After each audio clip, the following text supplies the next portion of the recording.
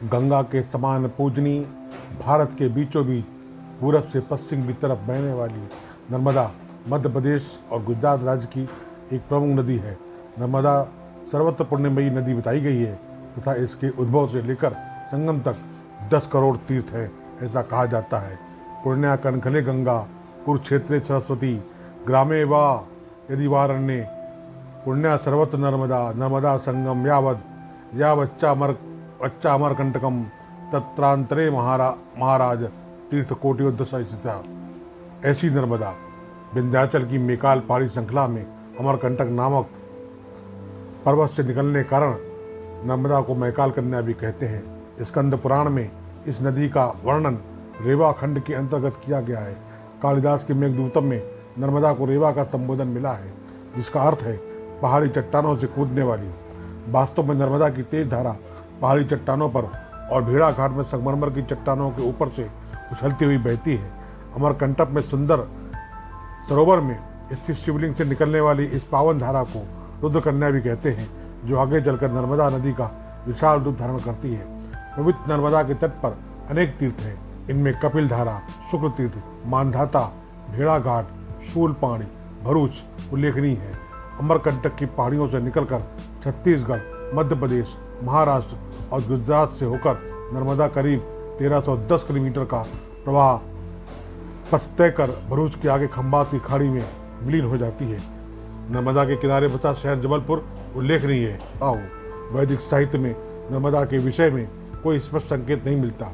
रामायण और महाभारत के साथ अन्य ग्रंथों में इस नदी के विषय में अनेक उल्लेख हैं। पौराणिक जनश्रुति के अनुसार नर्मदा की एक लहर किसी सोमवंशी राजा ने निकाली थी, जिससे उसका नाम सोमोद्भवा भी पड़ गया था। गुप्तकालीन अमरकोश में नर्मदा को सोमोद्भवा कहा गया है। कालिदास ने नर्मदा को सोम प्रभवा कहा है। वाल्मीकि रामायण में नर्मदा एक युवती के रूप में वर्णित की गई है। महाभारत में नर्मदा का उद्गम वृक्ष पर्वत माना गया है। भीष्म पर्व में नर्मदा का गोदावरी के साथ उल्लेख है। श्रीमद् भागवत में रेवा और नर्मदा दोनों का ही एक स्थान पर उल्लेख है। शतपथ ब्राह्मण ने रघुवंश में रेवा अर्थात नर्मदा के तट पर स्थित महिष्मती को अनूप की राजधानी कहा गया है। कहीं कहीं साहित्य में इस नदी के पूर्वी या पहाड़ी भाग को रेवा शाब्दिक अर्थ उछलने कूदने वाली और पश्चिमी या मैदानी भाग को नर्मदा शाब्दिक अर्थ नर्म या सुख देने वाली कहा गया है। लेकिन महाभारत के उपयुक्त उद्धरण में उद्गम के निकट ही नदी को नर्मदा नाम से जाना गया है। नदी के तटवर्ती प्रदेश को भी कभी कभी नर्मदा नाम से ही निर्दिष्ट किया जाता था। विष्णु पुराण के अनुसार इस प्रदेश पर शायद गुप्त काल से पूर्व आभीर आदि जातियों का अधिकार था। महाभारत का कतिपय पुराणों में नर्मदा की बहुत चर्चा हुई है। मत्स्य पुराण, पद्म पुराण और कूर्म पुराण में नर्मदा की महत्ता एवं उसके तीर्थों का वर्णन किया है। मत्स्य पुराण और पद्म पुराण में ऐसा आया है कि उस स्थान से जहाँ नर्मदा सागर में मिलती है अमरकंटक पर्वत तक जहाँ से वह निकलती है 10 करोड़ तीर्थ हैं। अब नर्मदा को रुद्र के शरीर से निकली हुई कहा गया है, जो इस बात का एक प्रकटीकरण मात्र है कि ये अमरकंटक से निकली है और जो महेश्वरों की पत्नी का निवास स्थान कहा जाता है। वायु पुराण में उल्लेख है नदियों में श्रेष्ठ पुनीत नर्मदा पितरों की पुत्री है और इस पर किया गया श्राद्ध अक्षय होता है। मत्स्य पुराण एवं कूर्म पुराण में कथन है कि केवल 100 योजन लंबी और 2 योजन चौड़ी है। जानकारों के अनुसार मत्स्य पुराण की बात ठीक है, क्योंकि नर्मदा वास्तव में 800 मील लंबी है, किंतु 2 योजन अर्थात 16 मील की चौड़ाई भ्रामक है। मत्स्य पुराण और कूर्म पुराण का कथन है नर्मदा अमरकंटक से निकली है और कलिंग देश का पश्चिमी भाग है। कूर्म पुराण एवं मत्स्य पुराण में ऐसा कहा गया है अग्नि या जल में प्रवेश करके या उपवास करके नर्मदा के किसी तीर्थ पर या अमरकंटक पर प्राण त्यागते हैं तो वह पुनः इस संसार में नहीं आते। टॉलमी ने नर्मदा को नमडोज कहा है।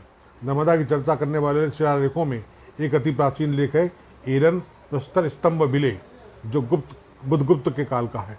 नर्मदा में मिलने वाली नदियों में कपिला, विशल्या, एरंडी, चक्षु और कावेरी के नाम शामिल हैं। नर्मदा के किनारे कई उपतीर्थों का उल्लेख है, जिनमें महेश्वर तीर्थ अर्थात ओंकारेश्वर भी है, जहाँ एक तीर द्वारा रुद्र ने बाणासुर की 3 नगरियाँ जला डाली थी।